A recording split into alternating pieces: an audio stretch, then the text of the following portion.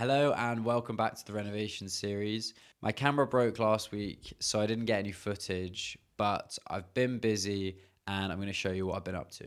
In preparation for the electricians coming, I've been around the whole house and chased out all of the light switch back boxes and the socket back boxes and the trenches where the cables are going to run up to the ceiling or down to the floorboards. When I had the electricians first come round to take a look at the house and give me a quote, it's a full rewire and I got quoted 6,000 for it. And I messaged them saying, is there anything I can do to help the preparation and bring the quote down? And they said they'd knock $1,000 off if I did all of the chasing. So I thought that was a pretty good deal. It actually wasn't that difficult.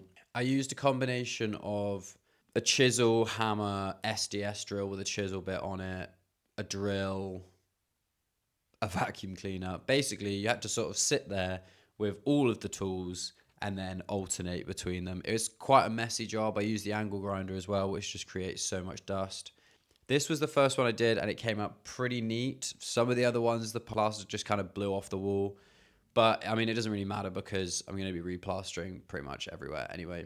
I decided to have the light switches 1.2 meters off the floor, which is lower than they were originally, but that's in line with the new regulations.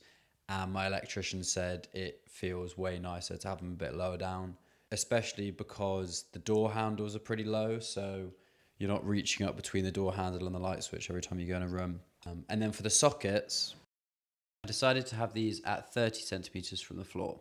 While I was doing these though, I discovered something I really didn't want to find. Damp, damp, damp. I'm pretty sure it's rising damp from the foundations down here, as I can see like salt deposits from where the water's coming up through the foundations. There's no DPC, which is like a plastic membrane, damp-proof course, to stop the moisture going into the walls. But you can see all the way around here. So all of this darker area is pretty damp, like it's really quite damp to the touch. I've got a specialist coming round in a couple of days, so hopefully they can tell me how to fix it.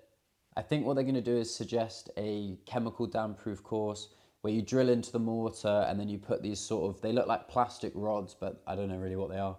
And then over time, they kind of seep into the mortar and create a DPC to stop the moisture going up. And then I think I'm also going to have to chip all of this plaster off up to, I think it's like 30 centimeters above any of the affected areas, and then replaster it with a breathable lime plaster or some other moisture resistant one. So that wasn't great news to find out last week. When I bought the house, it was the middle of summer and I thought, oh great, there's no damp. But as soon as it's now autumn and it's rained, turns out there is damp. One good thing that did come out of this, it turns out that there is some hardwood flooring in the dining room. In this corner, there's floorboards and then the rest of it has this subfloor. So I've taken a couple of the floorboards from here and moved them into the master bedroom to replace the floorboards that broke when I pulled them all up a couple of months back. You can see where I've replaced these boards. They're ever so slightly wider than the originals, but I think it'll be fine. I'll probably spread them out a little bit more and maybe just sand down the edges. They're not nailed down yet, but for the past 2 months, if you stood in the wrong spot, the other end of the floorboard would flick up. So now it's a lot more solid. I've removed the landing ceiling and reboarded the whole thing, ready for it to be plastered. It was pretty tricky because it's above the stairs, so the distance from the ceiling all the way down to the bottom floor was pretty hairy, but it's all done now with a bit of help from a couple of my friends. And because I'd already done the ceiling in the master bedroom, this one was so much quicker because I knew how to do it, which is great. That gets us pretty much up to speed with everything I did last week. This week, the electricians are in, as you can see by the big spools of wire behind me. And they finished the upstairs yesterday doing first fix, which means I can now go around in the master bedroom, fill all the cracks and all the holes and all the trenches and chases with bonding and hardwall so that it's ready for plaster, and then I've got to plaster it. Which means my next job is going to pick up some materials. The van is back in action. Oh, it's nice to have my personality back, I'll tell you that.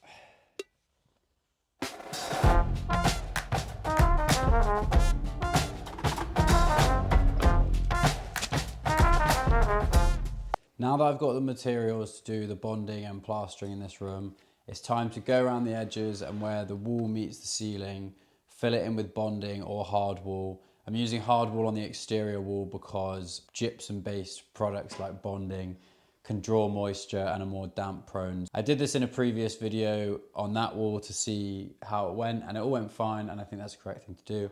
So now it's time to do all of it, basically.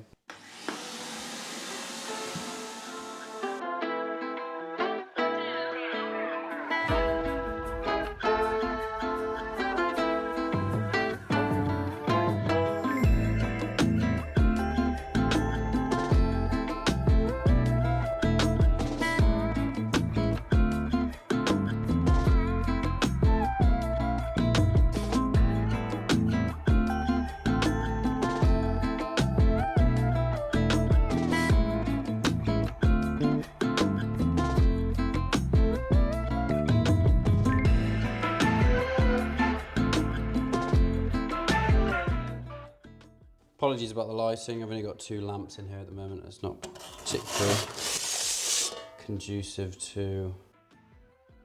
Right, how do we do this again?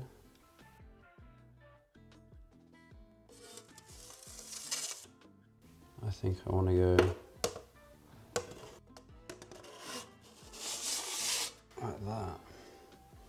It's quite a lot though, isn't it, really?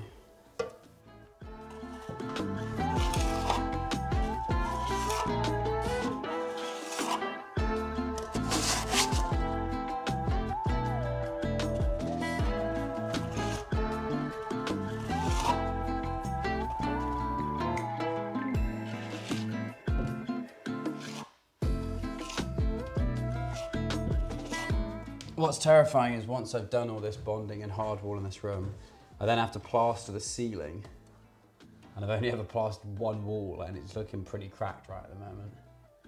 So that's gonna be fun. Obviously plastering a ceiling is way harder than plastering a wall. And I've only ever done one wall. Oh well, it'll be entertaining.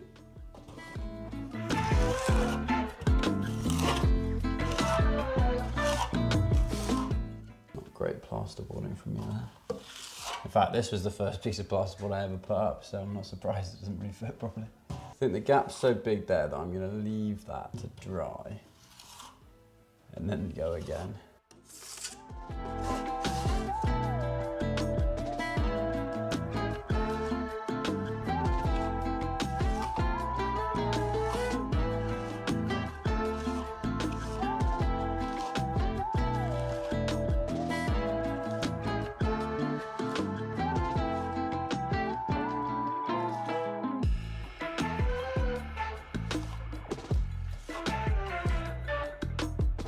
That's it for this week's episode. Thanks for watching. Sorry there wasn't that much content this week, but with the electricians in and the camera breaking, it was really hard to get anything done. But next week I'm going to try and plaster the whole of the master bedroom. I've got no idea how I'm going to do the ceiling, but it should be entertaining. So I'll see you next week. Bye for now.